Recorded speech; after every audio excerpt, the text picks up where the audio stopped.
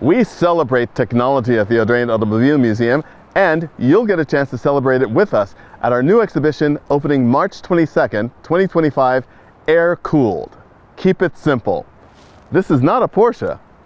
You'll find out what it is when you come to see us in the gallery on Bellevue Avenue, or watch us here on the Audrain Museum Network or on the Bloomberg Connect app.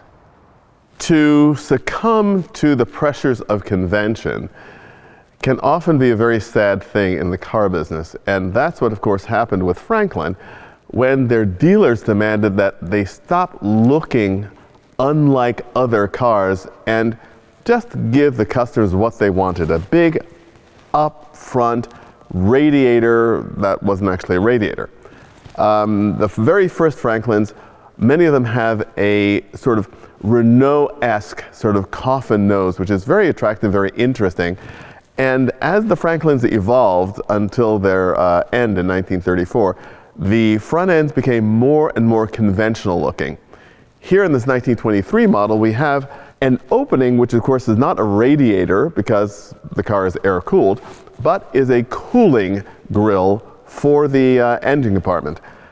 I think that probably Franklin would have been better off sticking to their guns and making something that proclaimed the car's uniqueness at first glance. Who knows, it might have worked.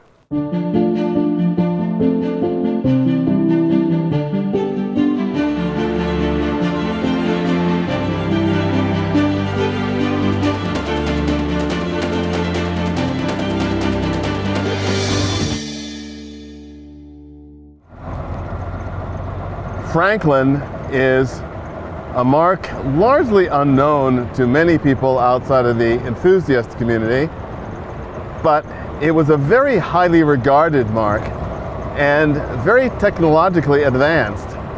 Of course, Franklins were air-cooled, and although you can't tell immediately by looking at the front of the car because you think you see a radiator grill, but it's actually simply a grill to allow some air to come in and help cool the engine.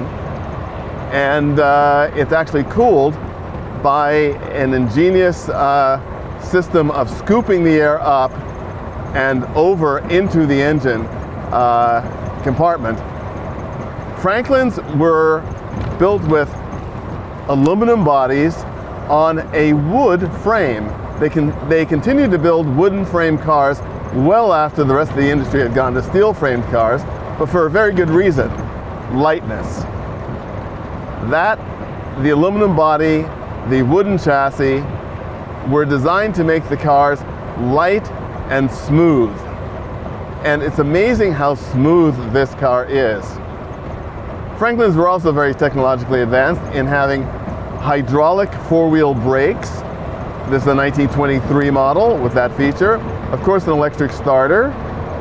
And this was designed to compete with the Packard and the Cadillac and the Peerless and the Pierce Arrow.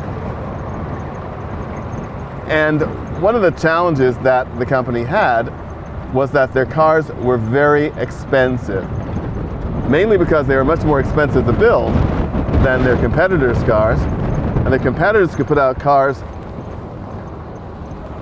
with comparable performance for less money.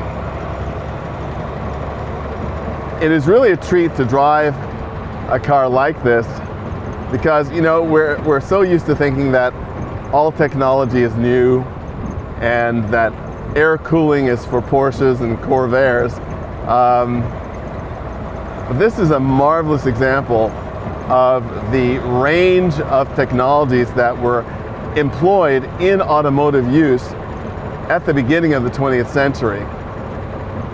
And you can just tell in driving this car the quality.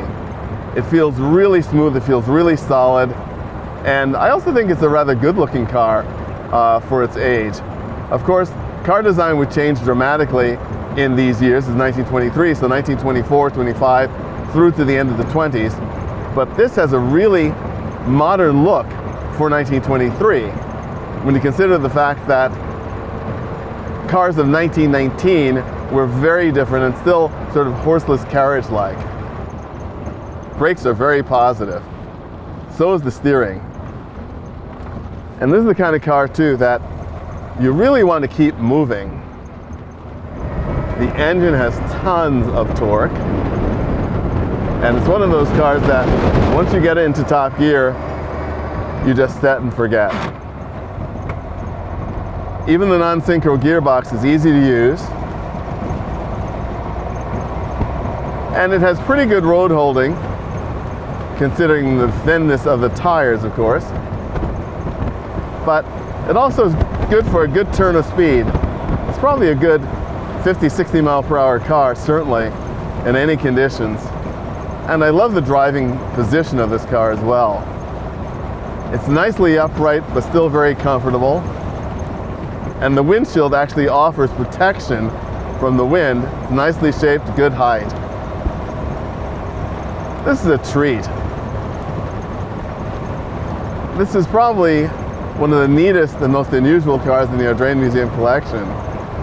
And I also love the colors. They're so wonderfully period correct and just really suit this shape so well.